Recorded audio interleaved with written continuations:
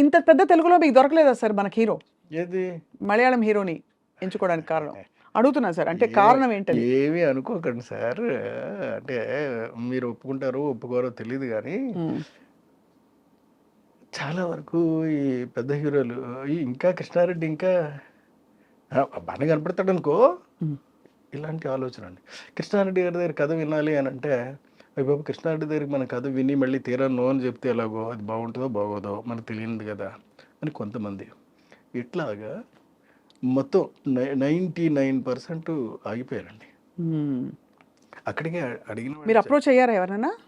నేను కొంతమందిని అప్రోచ్ అయ్యానండి. అయినప్పటికి కూడా చేద్దాం సార్, చూద్దాం సార్, బలవేనండి మీరు అడిగిన తర్వాత ఇంకా కాదంటామండి, నేను ఫోన్ చేస్తాను సార్.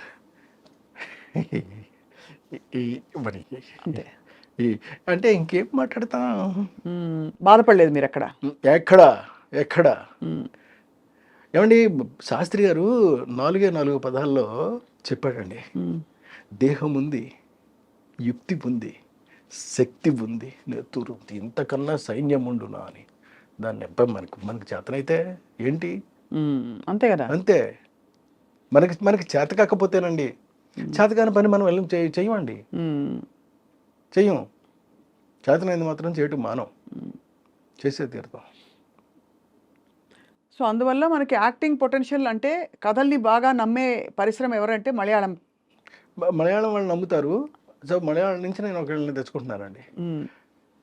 ఒక హీరోనే పట్టుకొస్తాను డైరెక్ట్గా. ఒక హీరోయిన్ని RRRలో చేసినటువంటి ఇంగ్లీష్ హీరోయిన్ పట్టుకొస్తున్నానండి. ఓహో,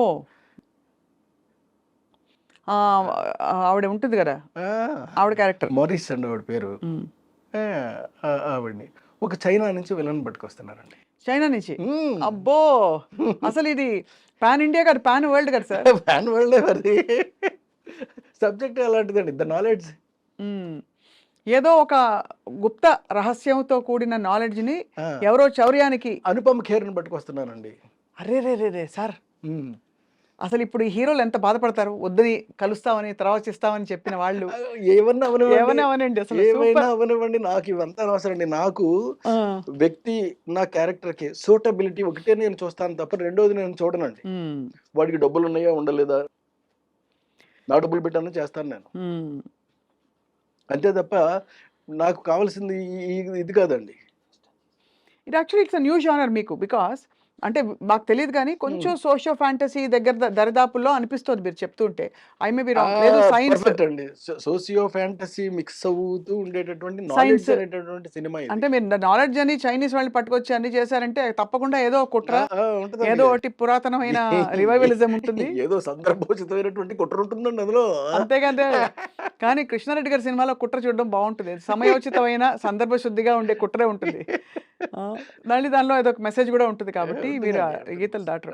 బట్ ఇప్పటి కమర్షియల్ సెన్సిబిలిటీస్ కి అనుగుణంగా మరి మీరు ఏమన్నా ఐటమ్ సాంగ్స్ పడతారా? ఇప్పుడు కమర్షియల్ లేదండి, ఐటమ్ సాంగ్ జోలికి వెళ్ళే ప్రసక్తే లేదు. ఐటమ్ సాంగ్స్ నేను కూడా పెట్టాను సార్, పెట్టానండమ్మా. నేను కూడా బాబు మోహన్తో పాటు పెట్టాను.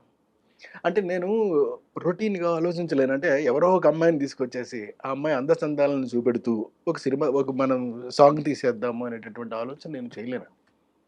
అదేనా సార్ మన సౌందర్య గారితో బాబు మోహన్ చినుకు చినుకు అందెలతో చిటపటి చిరు సవ్వడితో అదే కదా. అదే మరి అది మరి అది సెపరేట్ సాంగే కదా, అంతే. అది తెలియదు అలాగా, అంతే కదా సార్.